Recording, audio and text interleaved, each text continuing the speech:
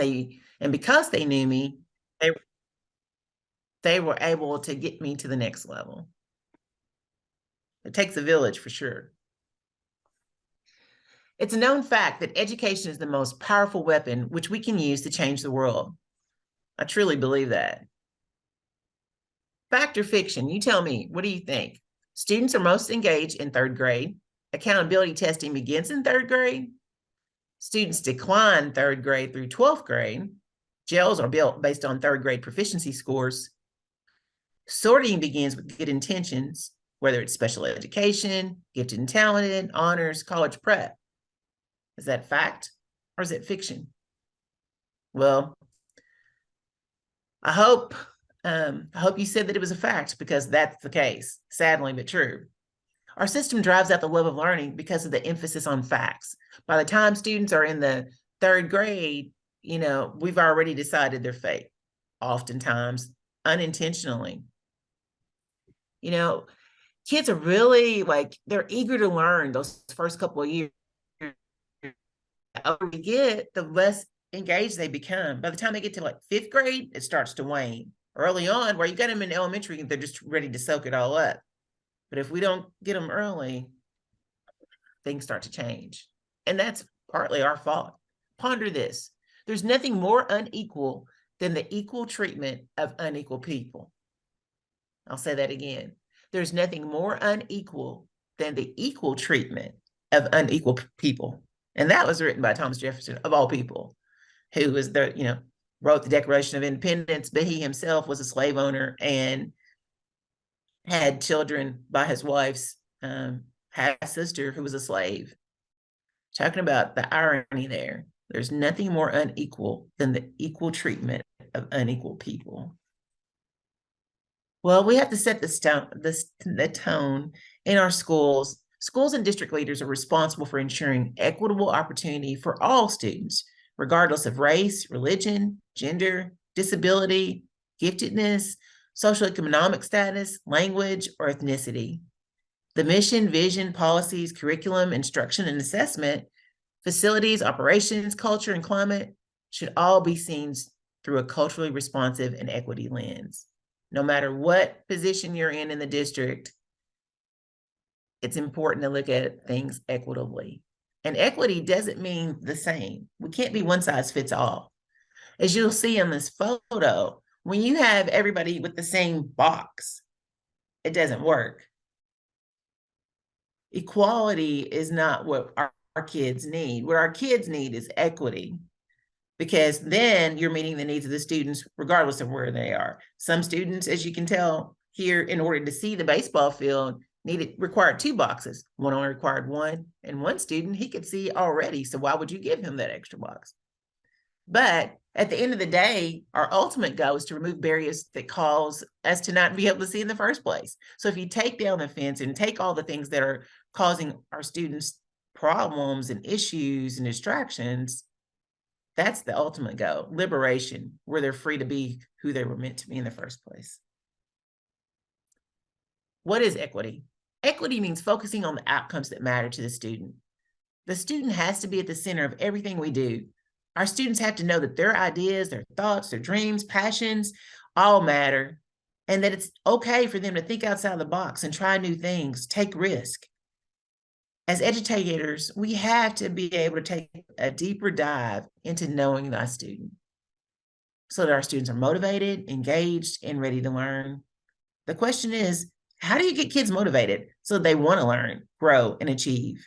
Furthermore, how do we move them and get them from pre-K to K and beyond? That's the question. What's needed is to level the playing field. Equity is defined in terms of outcomes. No 2 students come to us in the same place. And basically, think about it. As parents practice equity from the time the children are born. They know that none of their kids are the same. You can't treat them all the same because they're all different. And when schools really focus on equity, they're trying to meet the needs of kids at different levels, and the focus is on outcomes. The term equity has to come to mean the focus more directly, not simply equal. but on outcomes, access to schools and opportunity theoretically to learn, but really focusing on the outcomes and results. Our job is to ensure that all students leave us at a level of competence that gives them a high predictability of success in their next phase of life. Equity is about opportunity and outcomes, not becoming identical or meeting the cultural expectations of a teacher. Schools are set up to be the equalizers of opportunity. And that was the mandate early on, that we would use education to promote merit, talent. And so theoretically, you want to make sure that regardless of students' backgrounds, that they have what they need to succeed. All of us have some type of bias, and we have to be aware of our actions, whether they're conscious or not, and how that impacts our students. When we think about intercultural communication, we can unintentionally offend others. It's just like, some people think that you have to look a person in the eye when you talk to them. Well, in some countries, when you look a person in the eye, it can be considered disrespectful. So you have to know the different cultural expectations of individuals when you're interacting with people and not judge them. It's just like being in the classroom. Sometimes kids are loud and rambunctious. Well, maybe at home, that's the norm, being loud in order to be seen and heard, and they're not trying to be rude or disrespectful. You have to understand students and where they come from and work with their kids. That's why it's so important to get to know families as well as the children in your classroom. Become aware of our implicit bias allows us to address our behavior and to be intentional in how we interact with our colleagues and our students. It's natural to have bias, but it's essential to identify and address it so that we don't act upon it. You can't assume that everybody was raised the same way that you were, or that they have the same beliefs and value system. It's about appreciation of one's differences, talking things out, being open and honest, and just truly getting to know one another. When you think about equity versus equality and liberation, equity to me is leveling the playing field by providing what kids need when they need it. Equality, on the other hand, is giving everyone the same thing. Like when we were in the pandemic early on and everybody needed a Chromebook, we made sure everybody had that. That was something that everyone needed. But even then, there still wasn't equality because not everyone had internet access or someone at home to help them. Liberatory practices are those that dismantle the sources of inequity in the first place, in the very beginning. It's important to me that everyone always put the student first and they look at things from others' points of view. It can't just be, how I think about things. I always want to hear what others think as well and take it all in. There's usually two sides to every coin, and there's always more to the story. Students must be in the decision-making process. From the moment kids are born, they have a unique personality and skill set, and we have to appreciate all their differences. We can't make assumptions. Students' futures depend on this work. We need to be proactively listening, asking questions, seeking first to understand our students, giving them voice, access, and opportunity, and choices. Like I said, equity is meeting the needs of all learners. We're obligated to study the latest methods and strategies, know relevant pedagogy, and stay knowledgeable about the concepts, content, and skills that are required of our students. But this should also include being culturally competent. I mean, the world is global. We have kids from all over the United States here in our country. Not just in the United States, people move around all the time. People come from outside of our country into our country. People move from state to state. They move within the district. There's always something to learn. Teachers should seek understanding behavior in light of the norms of the communities in which they're raised and respect all students as learners with knowledge and experience. Even in the state of Kentucky, you see so many differences. Western Kentucky is different from Eastern Kentucky and Central Kentucky, the norms and values. Yes, we have a lot of similarities, but there's differences in accents, differences in the types of foods, the way we prepare things, the way we interact with one another. So even within our own state, we see a lot of differences, a lot of known within differences within race and gender and family dynamics. You have two-parent homes, single-parent homes. You have mixed race couples, same gender couples, all types of families kids come from.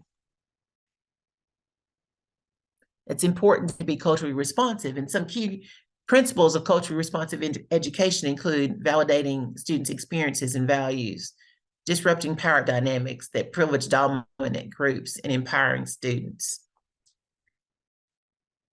Research shows that across the country, rigorous evaluations and studies have shown that culturally responsive curricula increase student academic engagement, attendance, grade point averages, graduation rates, civic engagement, and positive racial self-images and self-definition.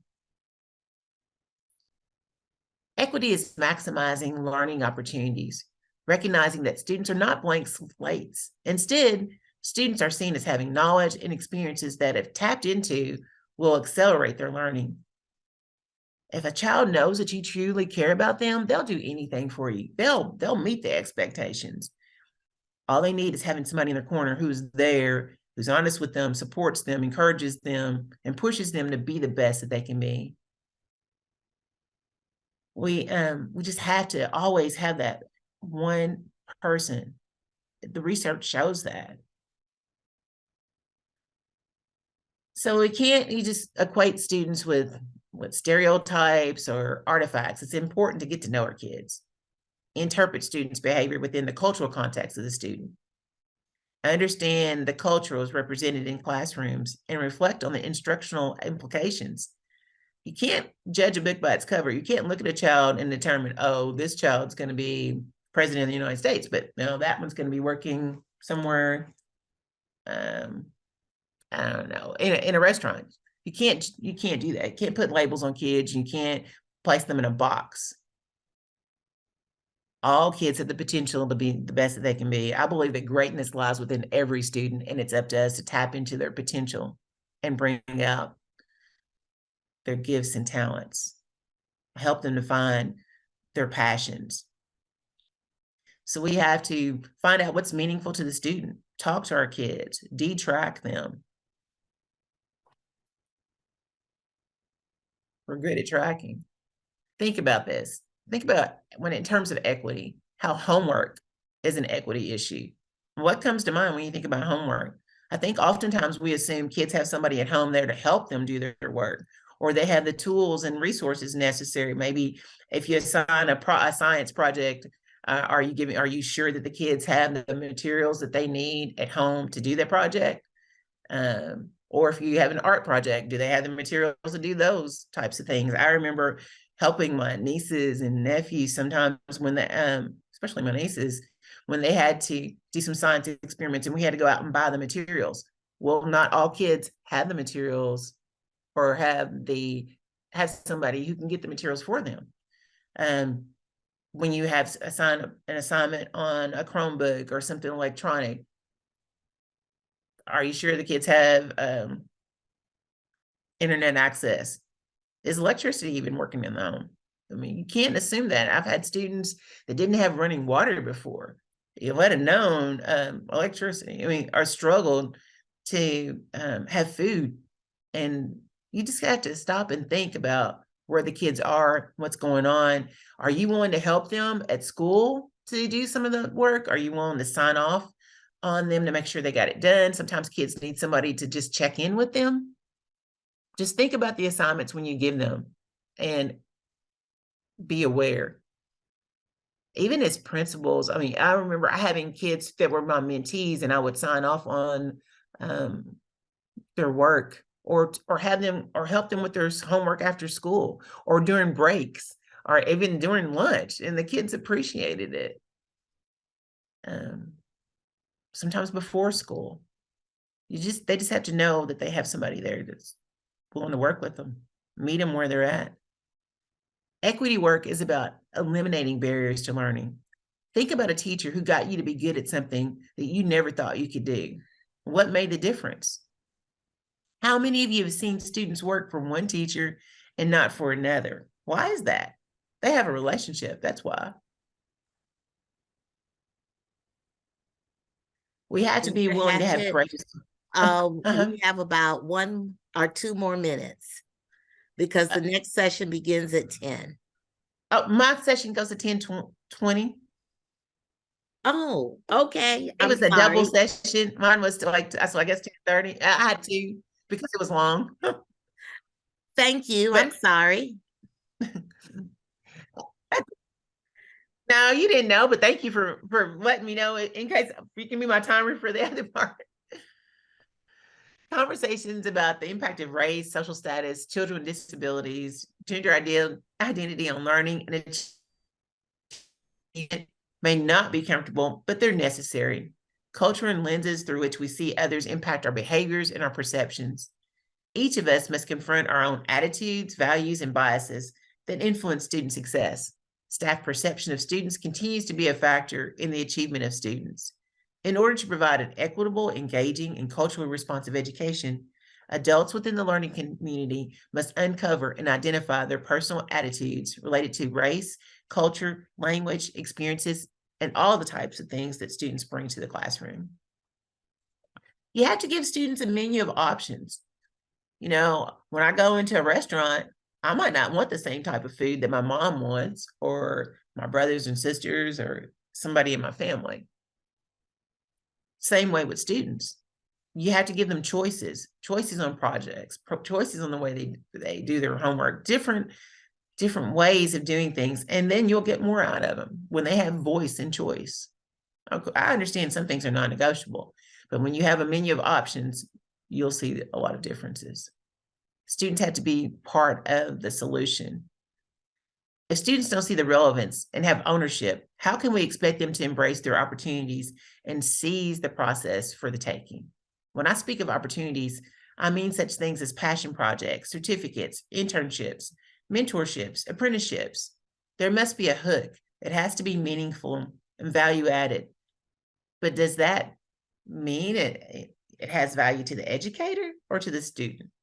Remember, everybody is ordering things based on what they like. Just because I like something doesn't mean that the student in my class is going to like that same type of thing. Think about it. How are you incorporating the voices of the population you're seeking to support? What are the biases that might impact you in decision making? There must be consistent messages from teachers, administrators, and the whole school district that students will succeed based on equity, opportunity, and access, relationships, genuine respect for students, and belief in student capability. High expectations influence teacher-student relations and affect student performance, motivation, and self-concept. Examples of positive measures for teachers are mentoring, surveying student interest, calling students to engage in innovation and risk-taking, giving ample constructive feedback, connecting with outside resources when applicable, and praising students.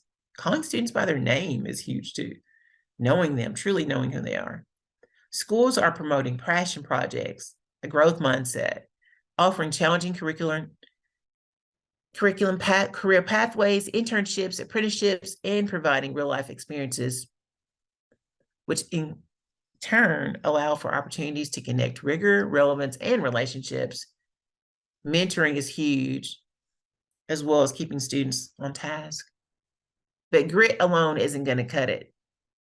You can say pick yourself up by your boots, but most kids I know were born without any straps on their boots. So how are they supposed to pick themselves up without adequate resources? You have to teach young people to learn from their mistakes. And that's where growth mindset comes in. It's okay to fail. Don't fail forward. It's what you learn. In fact, the brain grows more whenever you do fail because you have to stop and think about ways to be successful. What did I do wrong? How can I fix it? What can I do different? Or thinking and stretching, growing. You have to be willing to implement restorative justice, provide job training, apprenticeships, mentoring, counseling.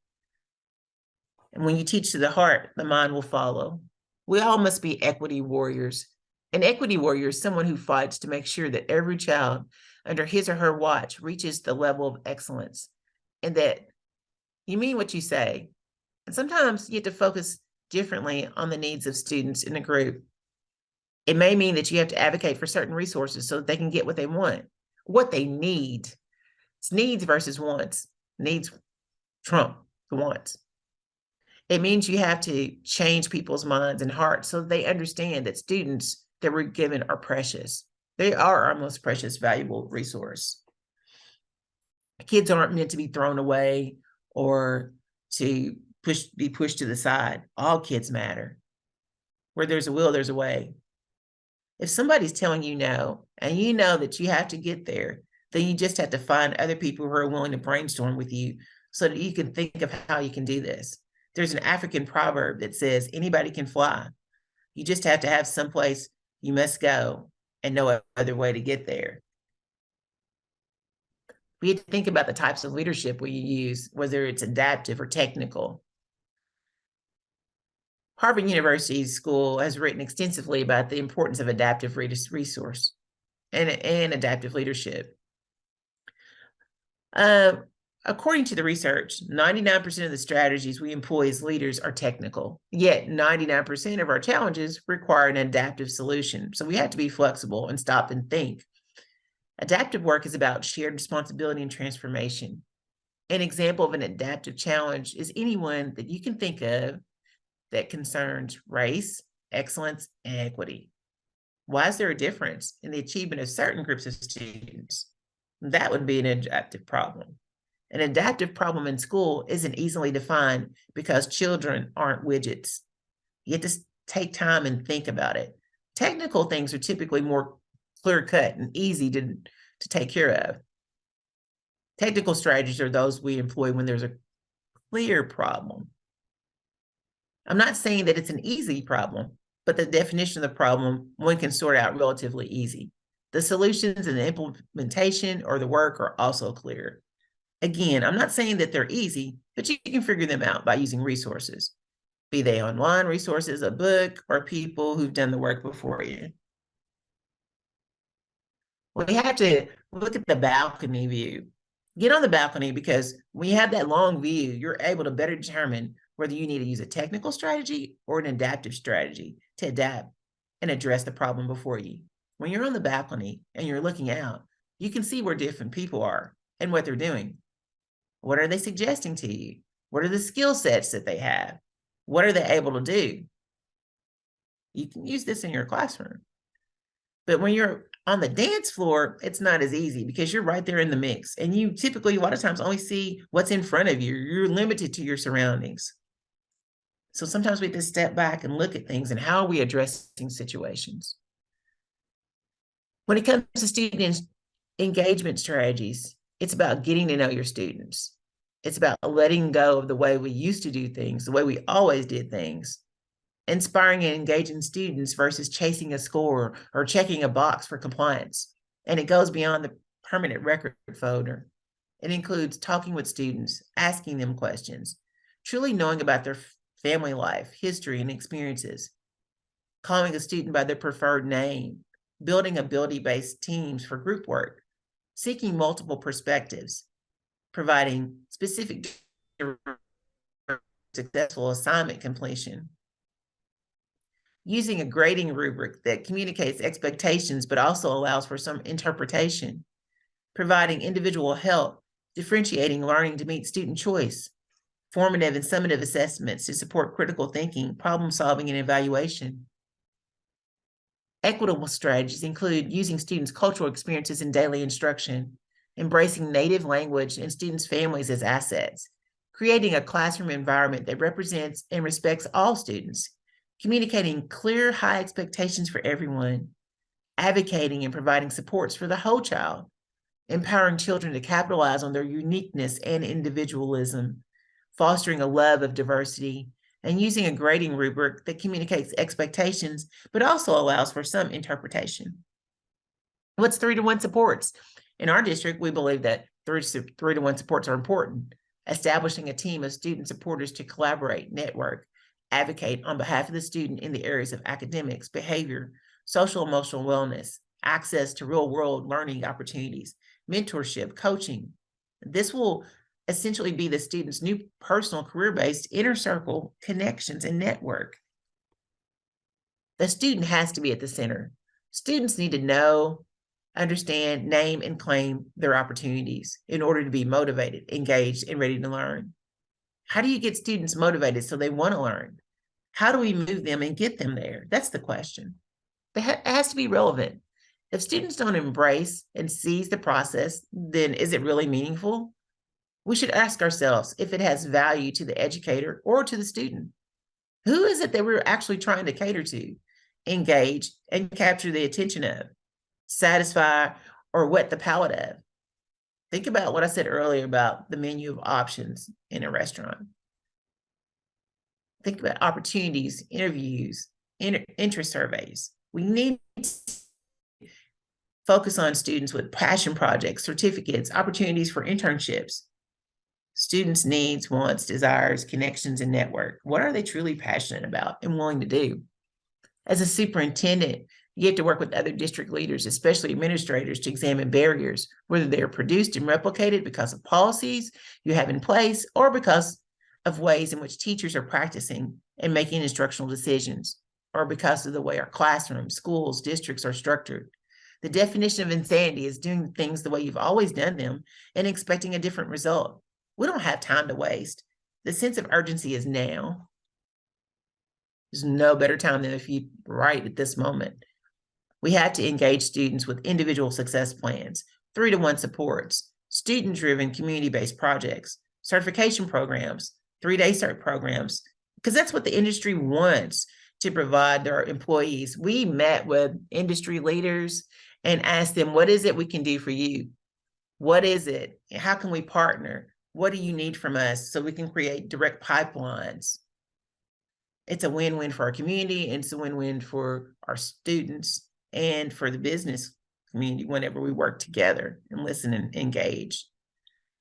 We want to provide our students with dual credit opportunities, early college coursework, internships, and apprenticeships. We'll partner with anybody. Anybody's willing to partner with us because it's all about meeting the needs of our kids. And we know we can't be one size fits all. All kids have different needs. So we have to be willing to look at different opportunities. What can you do to assist? Students need, want, desire, connections, and network. You have to identify key partners and allies to support the execution of strategies to address disparities and advance equitable outcomes with focus at systems level. When you build systems, it doesn't matter who's in the position, you'll have things already in place. You have to ask yourself, what partners have a contribution to make and improve the results? What contributions can they make? What do you need to do to get partners in higher action and alignment in their pursuit of the result? An individual success plan should be based on the student's drives. If drive is limited, we must provide events and explorations. We tell kids to aim high and dare to be great, that they can do anything, and that they're prepared to succeed, that the sky's the limit. If you believe it, you can achieve it. The student is expected to lead. We have to let them take the lead, be who they are meant to be, determine who the supporters of these students will be. Design an individualized success plan means it's truly individualized. We have to establish projects that they can engage in. Project-based learning is great for that. We have a lot of kids that are engaged in technology and CTE type things in our district. We want to hold ourselves accountable and our students accountable. We have to determine growth measures, evaluate, analyze, and improve outputs, establish a culminating project, present to community leaders, family members, the accumulating project. We did this with our design challenge. Last year, we had students participate and they picked different projects that tied to the community, and then they presented those and they competed against one another, and it was fantastic.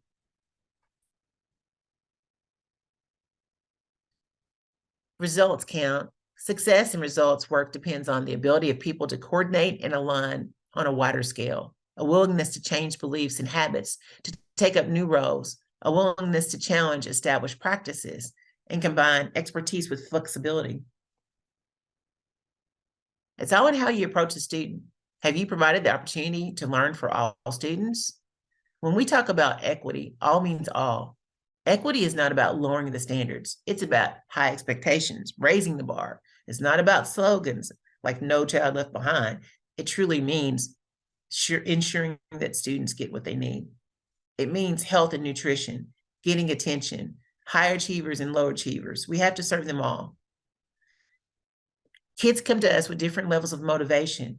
All kids have different needs. We have to figure out what makes them want to succeed, makes them want to try, to take risk. How do you approach a student? You got to understand and learn to critically think, to ask questions. It can't be limited to any child. The most common question from any little person is why. I used to drive my mom crazy, she said, asking why. Now I have a little man who is constantly asking me why. He says why all the time. He wants to know why this, why that. Kids are naturally curious, and curiosity can be a driver to achievement. Deeper learning prepares you for the real work. The difference between when kids are curious is that they'll take ownership and seek it out. They'll ask questions. We have to take advantage of those opportunities. How can levels of curiosity close the achievement gap? By letting students explore. Unleashing their imagination is what education is about. The sky's the limit. Mental models may include such things as being judged by circumstances students can't control. And we don't want to do that. We don't ever want to place judgment on a student. But sometimes, we're just, at the end of the day, we have those biases that we have to be aware of. We can't let that run the show. Relationships have to come first. It's important to have a curriculum scorecard to identify partners and sectors who have contributions to make. To segregate data by race, socioeconomic status, class, gender, disability, career and college readiness. We have to look at the data, because data doesn't lie. Data is the gift that keeps on giving and allows us to be accountable and to stop and think and to problem solve. We have, in our district, we have anti-racism and cultural inclusion committee. We conducted an equity audit. Meeting the needs of students means that we look at their academic and social needs of the child and how they're connected. If kids have trouble with reading, we get them eyeglasses. If kids have issues with clothes, we send them to the Family Resource Center and we help provide them with clothes or supplies. Those who need food, we need to feed. It's Maslow before Bloom's, folks. Meeting the basic needs means knowing thy student. Know the haven of hope and possibilities. Kids need to be prepared not only academically, but for life. If our kids get straight A's but can't function, there's a problem. We have to look at the whole child. Safety matters. How many of you taught middle school? I remember a class of students that didn't want to leave class, go to their next teacher. I'm like, no, it's time to transition. And it was. I remember calling the other teacher and saying, hey, they don't want to go. And he was like, well, my kids don't want to leave either. And we were like, well, they have to. We knew they had to. We were attached to the kids were attached to us, but we knew that they had to keep moving. And but it's about those relationships, truly knowing your kids. Impulse control, positive interactions are integral to learning teamwork. I believe that teamwork truly work. We can't do this work alone. You can't do it in isolation. And you can't have to feel safe. Kids have to feel safe to take risks, to take chances. We want our kids to definitely feel safe in our schools. When you teach through practice, it's harder. Teaching is both art, presentation, and skill. Do you understand your students' strengths and weaknesses or the challenges they face? How do you make things relevant to students' lives, like curriculum, instruction, and assessment? We partnered with Heister Yale, and they're willing to help us write curriculum and do things of that nature. We were blessed to be in a community where we have lots of partnerships. We partner with the city, we partner with Berea College, we partner with EKU, partner with Midway College, we partner with Hitachi and Heister Yale, and we're just extremely fortunate CTE, we have students who build their own personal computers, as you can see right there. The technology is huge. These kids, when they build these computers, can take them with them when they go to college. They can do upgrades. They can do lots of things because some of our kids, we have a high free and reduced lunch population. And for our kids to be able to have things that they can do that will help them not only here while they're in school with us, but later on is a gift. Participating in CTE is associated with lower chances of dropping out of high school and higher chances of graduating on time based on the research. The national average graduation rate for those in CTE programs is 94%. The national average overall for graduation rate is 85%. When you think about CTE and equity, in 2016-17, Black and Hispanic students graduated from high school at lower rates, 11% and 9% lower than the national graduation average. Since 1980, only 50% of Black adults and 45% of Hispanic adults have attended college, compared with 80% of Asians and 72% of whites. African Americans comprise approximately only 12%, and Hispanics 7% of the highest paying middle skill jobs. That's based on the research in 2019. I'm sure it's improved somewhat, but the numbers aren't that greatly different.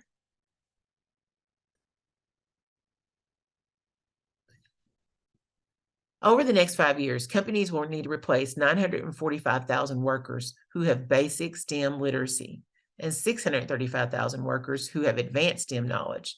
However, the participation of women, people of color, and individuals from special populations has stagnated and in some cases declined. And when I talk about special populations, I mean those with disabilities, individuals who are economically disadvantaged, limited English proficiency, single parents, displaced homemakers, and individuals pursuing programs that lead to non-traditional occupations. In our district, we've been fortunate to increase the amount of pathways that we have significantly for our students in business and marketing, education, computer science and IT, health sciences, manufacturing, and engineering. We're trying to give students a plethora of options to engage them and let them know there's opportunities out there. Take advantage of things like Perkins. The Perkins grant requires every state to set negotiated performance measures and annually report its progress to the Office of Career, Technical, and Adult Education. Some measures of the needs assessment focus on increasing the participation and completion rates of underrepresented gender students in programs that leads to non-traditional occupations. We have a program like Girls Who Code. We're trying to push students to think about things that aren't normally the pathways that they typically might take. CTE provides the opportunity for students to interact with positive role models who've earned a valuable credential, provides students with foundational skills in areas key to the local economy, opportunity to earn dual credit in CTE courses and certifications, exposure to mentors in the industry, increased data collection on advanced academic and technical classes, create goals in reporting data on access and participation for all students, and facilitate student access to rigorous content, participation, peer interaction, and teacher attention with an awareness of various student cultures. It connects students with industry and business. It's important to be grounded in action, asset orientation, and recognize that systems are not neutral. An equity lens understands that institutions are not neutral and that inequitable outcomes strongly are predicted by group membership. With an asset perspective, students' cultural differences are perceived as beneficial to the learning environment, as opposed to a deficit perspective when cultural differences are perceived to be detrimental. No one is in a better place to speak to the problem than within CTE and education in general. The very students and families experiencing depressed outcomes and their expertise will guide them to the solutions we need. People are resourceful. They adapt in order to survive. A system of change is what equity is about. We talk about partnerships in our community, ways of seeing mindsets and habits. We approach the lens of partnerships for co-creations with the systems. We talk about the importance of modeling being the change you want to see in this world, the importance of creating new habits, thinking about inclusion at every scale, and being inclusive all around. We have to move beyond surveys and focus groups and take action. You can only talk for so long. It's important to listen and hear the student's voice before you respond. Listen to what the kids are saying. Don't talk over their students, listen to what they're saying. Draw immediate conclusions based on your perception, but then check back and say, what I'm hearing you say is, make sure you heard them correctly. Allow them to challenge you and to ask questions. And you in return can ask them questions. I have a superintendent advisory council, and I'm always asking them what they think, what their thoughts and ideas are. And I tell them that I need their help, that they are the boots on the ground. They're the ones who are sitting in the seats. They're the ones walking the halls. They're the ones that are in the classrooms, and that I need their voice, their ideas to make a difference. And that I also want them to know that their voice matters. I have kids that I have an elementary council, a middle school council, and a high school council. And I value their opinion. And it's really cool that when they can see that the feedback they've given has made an impact, and they get so excited. So it's a team. We're all in this together, students and adults. We have to think about what's important. And there's nothing more important than students and their success. Berea Community School is blessed because we partner with different school districts. We partner with post-secondary, Fayette County schools. We've partnered with Madison County schools. We've partnered with Frankfort Independent. As far on the college level, we've got several different partnerships. We've expanded to 8 colleges and universities, but most notably Berea, EKU, and Midway. We have international schools that we partner with because I believe that the world is truly global and interconnected. We were very fortunate to have Hits Barbecue, Subway, Native Bagel, Berea Kids Eats, our local library, local farmers support us. White House Clinics, Madison County Health Department, the city, the chamber, Hitachi, High Street Yale, all of our co-ops, partners, and KASA, KSS. We're fortunate to have several grants. Our school climate transformation grant is a grant that only one of 2 in the entire state. Full service community grant, there's only, I believe, 49 of those in the nation. There's not very many. We're blessed to have 21st Century Grant, Gear Up. And all of these different services help us in different ways. As you can see, it's important to have a multi-tiered system of supports, exceptional services, and deeper learning. We're part of the Deeper Learning Grant. We're focusing on MTSS. We want to look at the whole child. What is it we can do to push our kids to be the best that they can be? This is a chance to build and to learn. It's important for an organization of systems change, stories, platforms, large-scale practices. Only drives equity with developing capacity in different ways throughout the system and the nation. It's important to share information between the state and the local economy. Student ownership in their learning is a result of relevancy.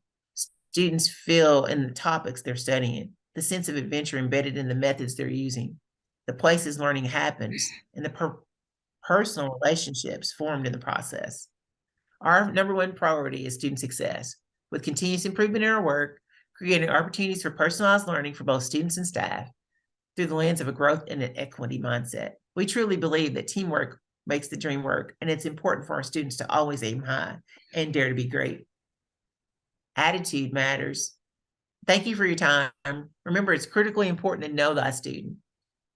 Our students are the anchor for us, and relationships are the key to equitable outcomes and student success. So continue to aim high and dare to be great.